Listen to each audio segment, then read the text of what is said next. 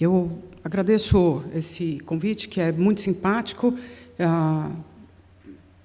Vocês sabem que eu não sou da área acadêmica. Eu dirijo atualmente, o que eu faço atualmente é dirigir uma organização do terceiro setor, que também faz pesquisa. E, para isso, inclusive, faz um contato muito estreito e traz acadêmicos para fazerem pesquisa conosco, para discutirem conosco as questões de águas urbanas, né, que parece ser muito o tema aqui da nossa conversa.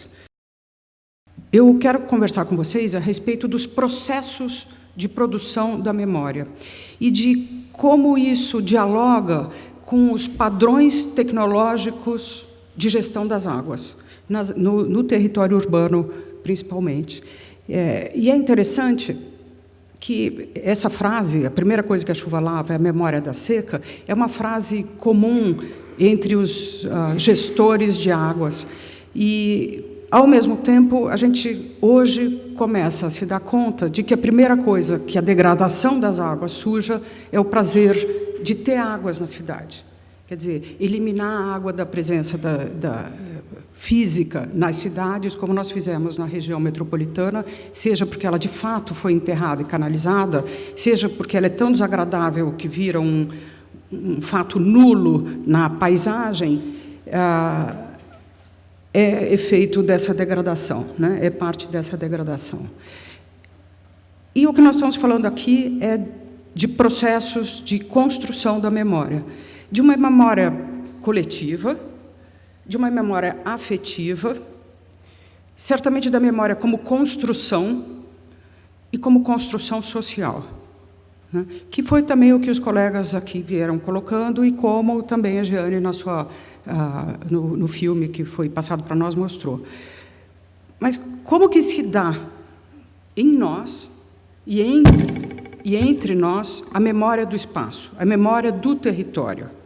E a gente pode recorrer aí a vários autores. A Susan Sontag, a pensadora americana, ela fala muito no poder da imagem na construção da memória. O Walter Benjamin, ele fala muito na convivência, na vivência do espaço, os espaços vividos, a flânerie, né, o circular. Ele tem textos muito bonitos sobre circular nos subúrbios de Moscou, na construção da memória. Mais próximo do que a Jeane colocou, tem entre nós a Ecléa Bose, que fala da construção da memória pelos velhos. E ela vai atrás do storytelling, né? Como foi dito aqui, da contação de histórias, que é um pouco também o que vocês estão fazendo no Manuelzão. E atrás dos processos de construção da memória para entender como ela se fixou na gente. Essa memória afetiva, a memória como construção social, a memória coletiva como processos, né? Bom,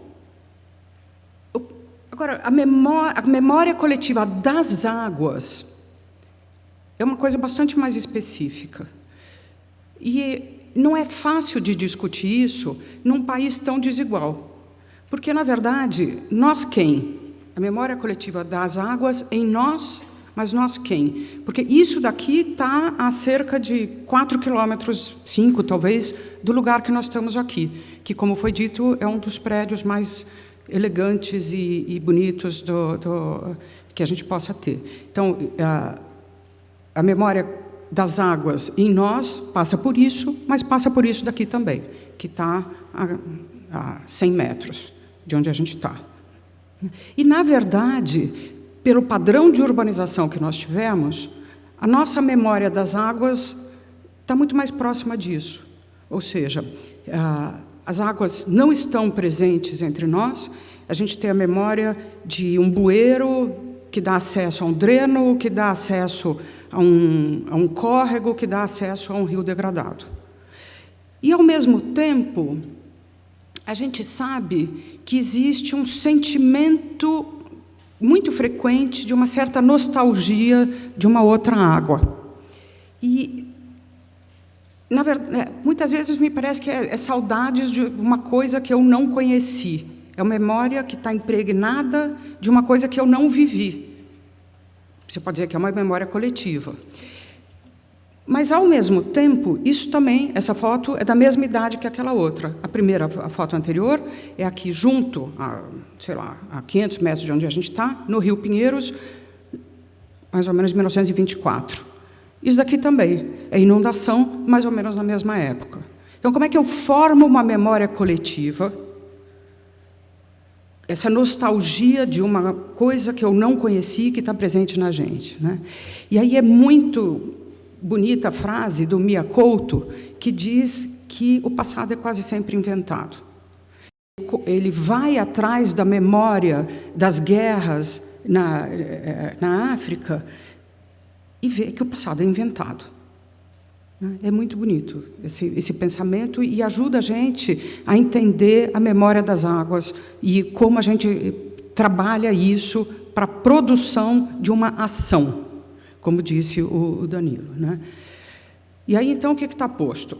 Como é que se constrói a demanda social por águas, manipulando essa memória? Não é a Flannery, como disse o Walter Benjamin, que tinha vivido, né? Qual é o suporte que nós temos para a construção do desejo, da demanda social, da vontade, da construção do futuro? E aí, estando na universidade, é interessante pensar, né? Porque se falou agora há pouco do conhecimento técnico. O conhecimento técnico, o conhecimento acadêmico, para a formulação de estratégias de ocupação do território, de drenagem e saneamento. Mas como é que ele interage com o conhecimento não formal e com o conhecimento coletivo não consciente, que talvez seja a memória das águas? E, de novo, aí você tem uma quantidade muito grande de atores. Eu vou ver se eu consigo passar aqui um filminho, que é uma coisa muito rápida. Não passa. Mas não faz mal. Isso daqui era só...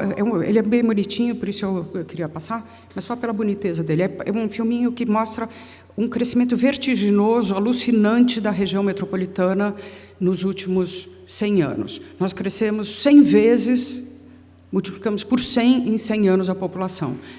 E com uma diversidade de origens muito distintas, com uma desigualdade social muito grande. Então, a construção dessa memória coletiva também é muito desigual, não é? E fica muito difícil você definir o que é a memória da água na metrópole sem trabalhar de uma forma mais estruturada, segmentada, talvez, esse tema. Eu acho que é mais complicado do que a gente consegue fazer numa primeira conversa como essa.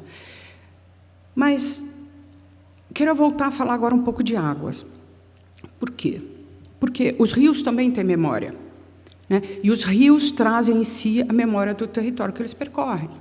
E falar isso num evento de arquitetos é muito tranquilo, porque vocês lidam com o território, com o espaço, com o concreto da espacialidade das coisas, né? Bom, os rios trazem em si a memória do território, e essa é a região metropolitana de São Paulo. Nós estamos falando de rios metropolitanos. E isto daqui são os rios na metrópole. Só que nós não conhecemos esses rios, nós não vemos esses rios estão, na sua imensa maioria, enterrados, não fazem parte da nossa vivência, não fazem parte da nossa história, e a memória coletiva sobre esses rios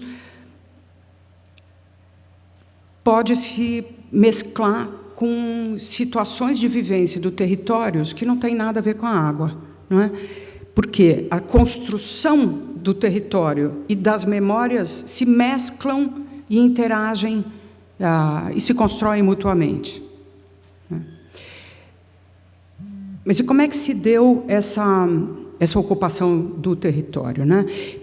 Nós, no século XIX, tivemos uma orientação que alguns chamam de higienista, eu detesto essa expressão, não lembrei de outra para colocar aqui, coloquei entre parênteses, mas é uma noção de ocupar, usar e descartar recursos e espaço. Não é? Isso lega para a gente, no século XX e hoje, no século XXI, como memória da água na região metropolitana, a noção de enchente, de lugar de desova, desde sofá, televisão e mortos, também pernilongo, entulho, risco. Não é? A memória da água entre nós não é positiva.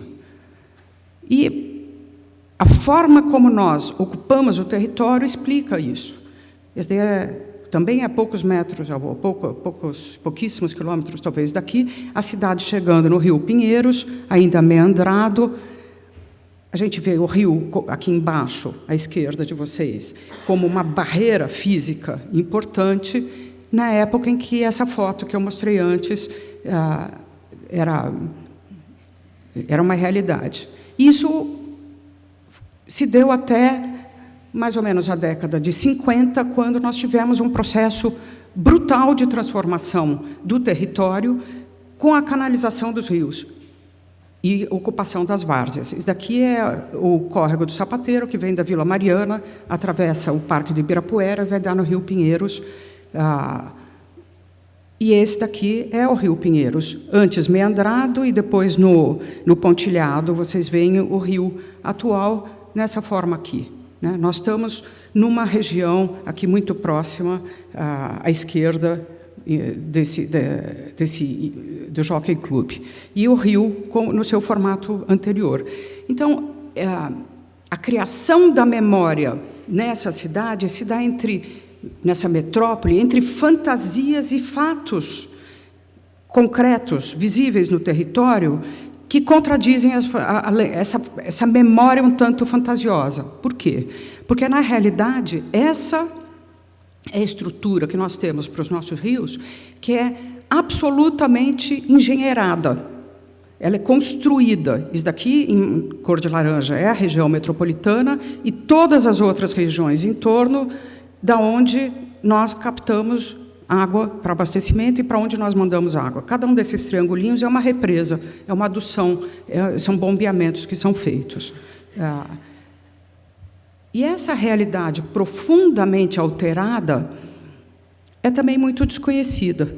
Né? A maior parte das pessoas não sabe isso daqui, que o Rio Tietê vai para o interior, o Rio Pinheiros também ia para o interior, ele é um afluente do Tietê, ele foi barrado em 3 pontos. Esses 3 pontos têm turbinas, não só tem barragens, como tem turbinas. As turbinas puxam água do Tietê e do Pinheiros para Billings, joga para Henry Borden para gerar energia. E isso é uma transformação brutal e cria uma outra memória no território. Né? Isso nós fazemos a cada vez que tem uma quantidade maior de água, a cada vez que tem um pouco mais de enchente, e essa energia que foi a origem, a base da industrialização da região metropolitana, e que ainda hoje é absolutamente necessária, traz um problema ambiental de grande porte, porque a gente joga uma carga de poluição muito grande na Billings. Bom, voltando para a memória, né? Como que nós podemos, diante desse quadro, desse confronto tão grande entre a construção da memória, a memória do passado, a memória coletiva, de alguma forma desejada e inventada, e que migra entre a memória das enchentes,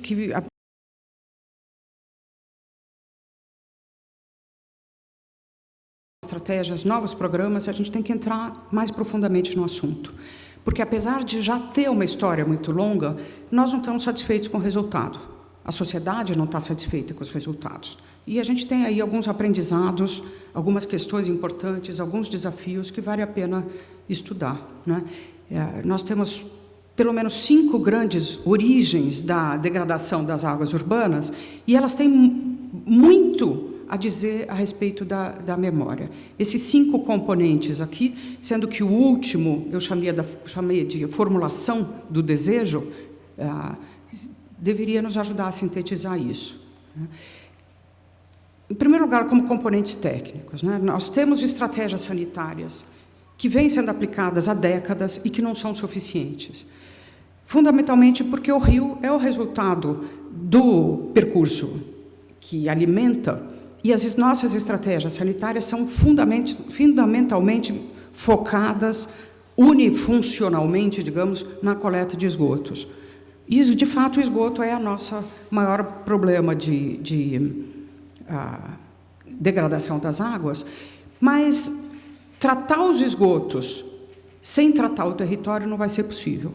Nós não vamos conseguir, não vai ser suficiente. E essas fotos todas são realidades, como eu disse, a menos de 5 quilômetros daqui, né? E as razões pelas quais nós não coletamos esgoto são várias. Tem uma quantidade grande de circunstâncias que trazem muita dificuldade no território para coletar esgoto.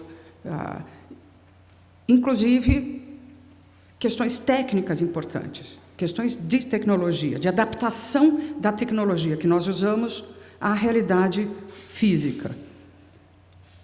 Depois eu tenho ali, então, como eu falei, as questões financeiras, políticas, etc., né? Mas em territórios como esse, a gestão do saneamento certamente vai ser bastante difícil, principalmente porque os nossos padrões tecnológicos do saneamento e da drenagem não consideram o padrão informal de ocupação do território, né? Então, o que acontece? Os padrões de investimento seguem o que eu chamo de uma memória institucional, uma memória das corporações técnicas que não consideram as efetivas necessidades ambientais e sociais. Então, com relação a essa primeira origem da poluição, uma segunda origem da degradação, digamos, das águas é a carga difusa. Isso aqui é, na usina de Traição, a, digamos, 3 quilômetros daqui, o lixo vindo das ruas das cidades nos rios, né? Por quê? Porque a gestão pelas prefeituras do resíduo urbano é absolutamente deplorável. E isso vai para os bueiros, vai para os drenos, vai para os córregos. As próprias prefeituras depositam resíduos de uma forma bastante insuficiente. Mas tem mais do que mau serviço público, que é um fato. Nós temos também outro tipo de memória, que é uma memória da coisa pública como não sendo um meu problema. Então, isso daqui é uma foto interessante, porque é um córrego também perto daqui, né? Como o meu objeto de trabalho é o Rio Pinheiros, grande parte do meu material é próximo daqui. Chama-se Córrego do Sapé, onde acho que é no Córrego do Sapé, se não me engano. As habitações que cobriam o córrego foram retiradas, foi feita a coleta do esgoto, a população que morava em cima do córrego foi levada para aqueles conjuntos habitacionais. A água no córrego é translúcida e, no entanto, está cheio de lixo. A coisa pública não é um problema meu, né? Então, isso é uma forma de memória coletiva também. Mas também a nossa coleção de técnicas, tecnologias e modos de fazer da gestão pública geram espaços degradados. E o resultado é isso daqui, né? O rio absolutamente irreconhecível como um bem natural. Mas nós temos também poluição industrial. Isso aqui é uma foto muito recente, e por mais que ela tenha ido num esforço coletivo para mídias sociais, continua muito parecido com isso. Às vezes muda a cor. Me disseram que isso daí foi por causa do Outubro Rosa, que então a empresa resolveu fazer. Mas nós temos um problema dramático, que é o nosso padrão de urbanização. E está impregnada essa memória no nosso território de uma forma que implica numa revisão brutal necessária para a gestão sustentável, digamos, das águas. De novo, fotos muito próximas daqui, daí são canos de esgoto chegando nas águas, e eu não preciso fazer muitas dessas fotos para as pessoas que moram em regiões como as nossas. Mas, se a gente pensa, os melhores padrões de urbanização que nós temos, isso daqui é a região dos Jardins, aqui em São Paulo, de classe média alta, etc., o que nós temos, um córrego do Rio Verde, que chega extremamente poluído no Rio Pinheiros. Então, mesmo os nossos melhores padrões de urbanização não consideram as águas, não tem memória de águas de boa qualidade, esse rio não existe para essa população, e elas degradam profundamente o rio Pinheiros, que recebe as águas desse córrego. Então, a memória que as pessoas têm da melhor urbanização, em termos de qualidade de projeto, é deplorável. É um rio contido, poluído, assoreado, com a infraestrutura que é necessária para a cidade, trazendo esse rio para um espaço onde ele não cabe, né? E quando nós buscamos avançar em termos de, vamos investir, o que nós temos feito é coisas semelhantes a isso daqui, que é também um padrão insustentável de projeto, né? E isso é de agora. É muito difícil pensar em políticas transformadoras, em áreas tão consolidadas e que têm uma memória de ocupação tão densa. Então, eu falei de questões técnicas, nós temos questões político-institucionais importantíssimas, que dizem muito a respeito da memória, né? As nossas instituições foram buscando resolver, paulatinamente, problemas setoriais, e não há instituição que articule o conjunto das esferas de governo e dos setores que atuam sobre o território, sobre a drenagem, sobre o saneamento, resíduos e os usos das águas. E aí tem esse aprendizado, que os nossos modelos institucionais não são os melhores diante desses desafios. Eu vou correr um pouquinho, porque eu já sei que estou em cima da hora, né? Nós temos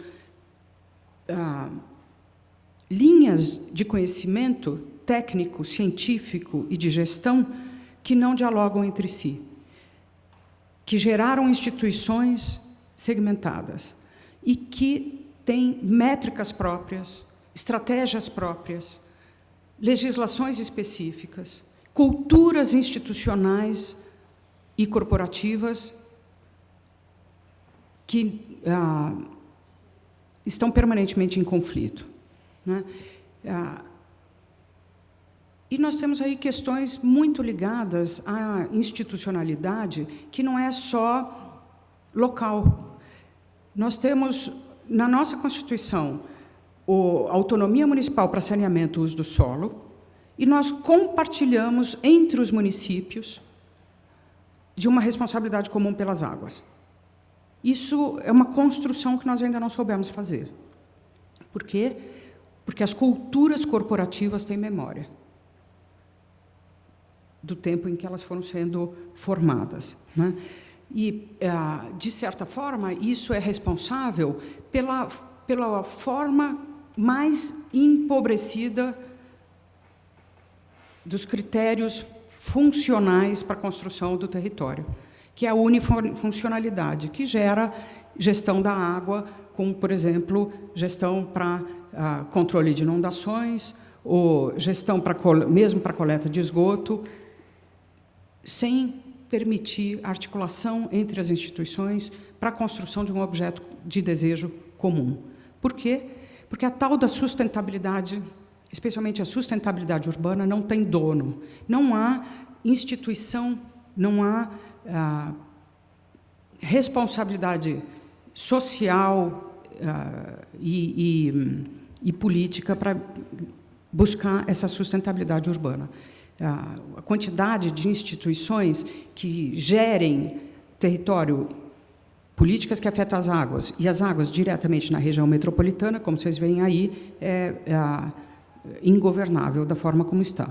E mais ainda o fato de que nós temos uma região metropolitana com 39 municípios que não têm uma pauta comum para as águas, ainda que existam comitês de bacia, estruturas metropolitanas desenvolvendo planos e planos, né? Porque nós temos mesmo uma zona institucional cinzenta para a gestão das águas no território metropolitano, com políticas públicas que afetam diretamente as águas, mas sem interlocutores institucionais, para questões como poluição por carga difusa, por exemplo.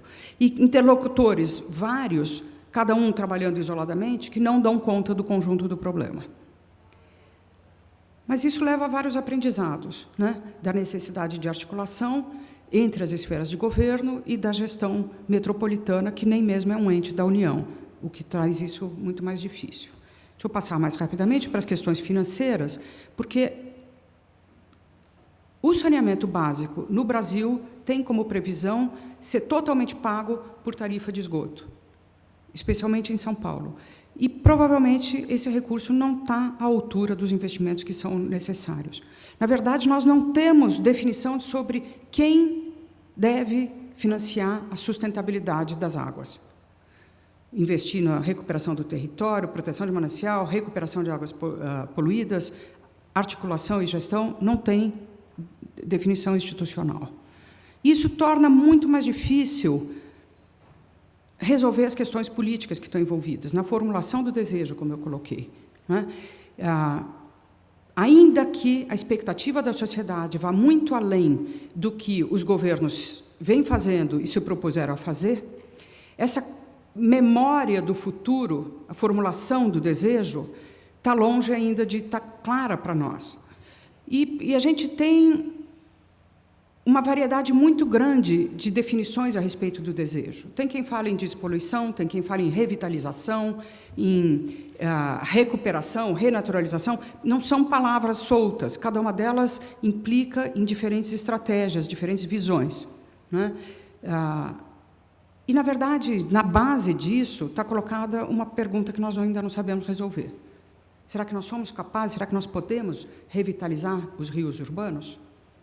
Bom, para isso nós temos que estabelecer novos objetivos e novos compromissos, novos pactos a respeito de como viabilizar, quem implementa o quê, quem assume que custos e que responsabilidades, quais os modelos legais, institucionais e financeiros para isso. Mas dá para fazer, né? A gente acha que dá para fazer e tem bons exemplos disso. Isso daqui é um exemplo de um projeto que é médio bom, né? Conseguiu retirar uma parcela de uma população de um território extremamente degradado desde a sua implantação, construir algumas habitações que são dignas, mas ainda não cuidou o suficiente das águas. E ali a gente tem uma avenida embaixo com o rio contido. Isso daqui é um pouco melhor. O rio já tem... A pessoa pode olhar o rio, está mais próximo, etc. Mas ainda não é tão bom, não é?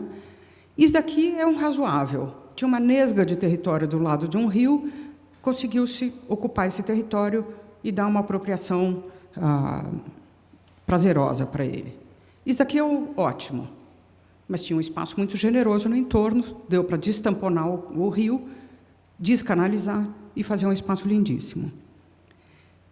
São muitos os caminhos, dá para fazer, mas é preciso de persistência em políticas públicas, né? E algumas tarefas são muito difíceis de fazer, e vocês que lidam com o território sabem muito bem disso, né? Isso daqui é uma lista que não é para ninguém ler, porque é impossível de ler, mas que mostra o número de parques que nós perdemos nos últimos anos na cidade de São Paulo. Parques que tinham decretos de utilidade pública, toda a definição fundiária perfeitamente feita, dinheiro depositado e que perdemos, porque não foi dado andamento à implantação dos parques, os decretos caducaram. Decretos de utilidade pública têm prazo de validade. Alguns começaram a ser implantados, como esse daqui. Criar um parque linear em torno desse córrego, coletar esgotos de toda a bacia. Tinha uma grande mobilização da população, o projeto parou e continua assim. Esses aprendizados, essa ideia de ter metas comuns que vão para além das missões institucionais que estão postas, de integrar investimentos e ações, implica em integrar não só governos, mas também entes privados e população, para poder criar novas tecnologias e novas memórias das águas entre nós. E esse é um caminho que está iniciando. Tem gente na cidade discutindo água, tem entidades sociais, entidades de bairro, grupos de pessoas buscando as águas na cidade. Isso é uma novidade. Isso não está na memória e é uma construção. Isso daqui é o pessoal marcando onde é a nascente de um córregozinho, levando criança para ir lá olhar, pondo lambe-lambe em ponte, fazendo abaixo-assinado em época de eleição, criando campanha, marcando no território onde tem água, como eu mostrei naquela imagem impressionante sobre o Google Earth, colocando na paisagem a marca desse desejo, buscando trazer as pessoas para mais perto do assunto e pondo, para começar, em discussão, qual é o padrão de cidade que a gente quer, qual é o padrão de convivência com as águas que a gente quer, como que vai se dar a presença da água entre nós, muito além das funcionalidades que a gente tem conseguido perseguir, de enchente, abastecimento, e que nós não temos sido capazes nem mesmo de cumprir. Então, a Águas Claras do Rio Pinheiros, que é a entidade que eu dirijo, tem esse nome estranho, que designa um desejo a ser completado. Obrigado.